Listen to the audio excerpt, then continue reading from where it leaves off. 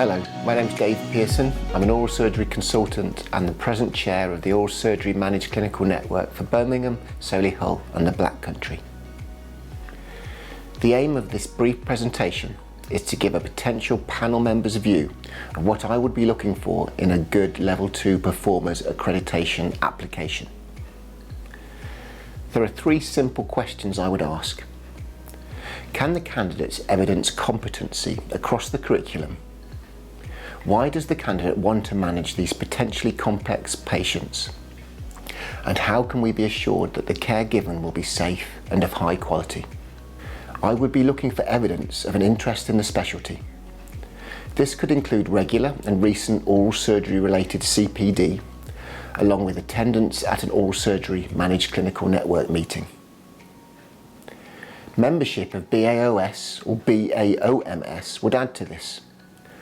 Through those associations, there are links to useful resources which give detailed guidance all should follow when compiling an application.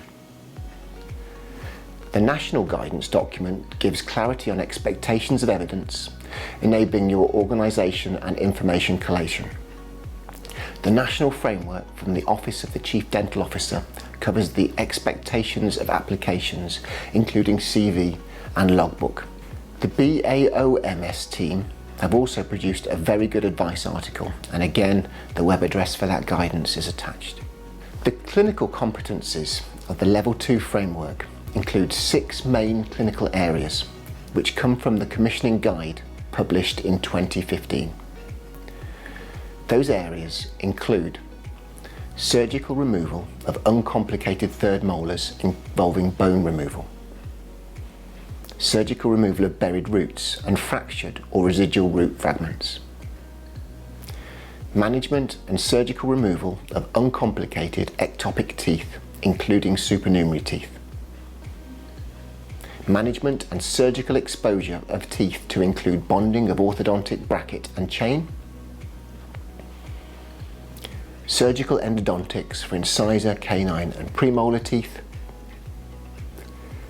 minor soft tissue surgery to remove apparent non-suspicious lesions.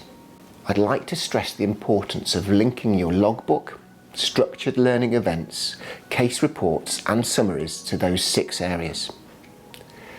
This will ensure you can evidence competency clearly across all 6. Case numbers in those areas, collated per year, will give us a summary, while clarity could be sense checked from a detailed portfolio behind that. Some will have ready access to procedure-based assessments, direct observations of care, while others may find it easier to write up case studies and clinical case reports with photos, x-rays and potentially patient feedback. Some have access to peer review. Let me know if you don't and I can help support that. Please consider and document how your CPD evidences you are up to date with knowledge across those 6 areas.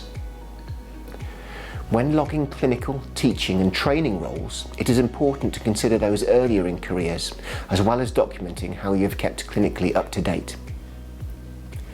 We all undertake audits with our team. This is routine and considered business as usual. Some then forget to include those in application forms.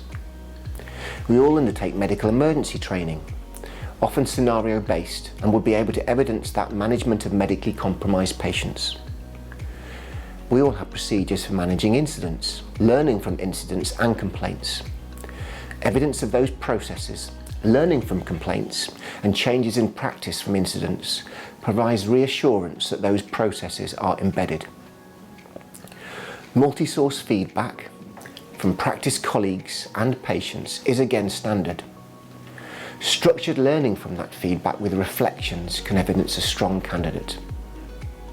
Do you record and collect patient-reported outcomes and evidence learning from that? Please utilise the Managed Clinical Network as a source for ideas and to gain links with those who may be able to offer further support and advice. For details, please email that team. Thank you.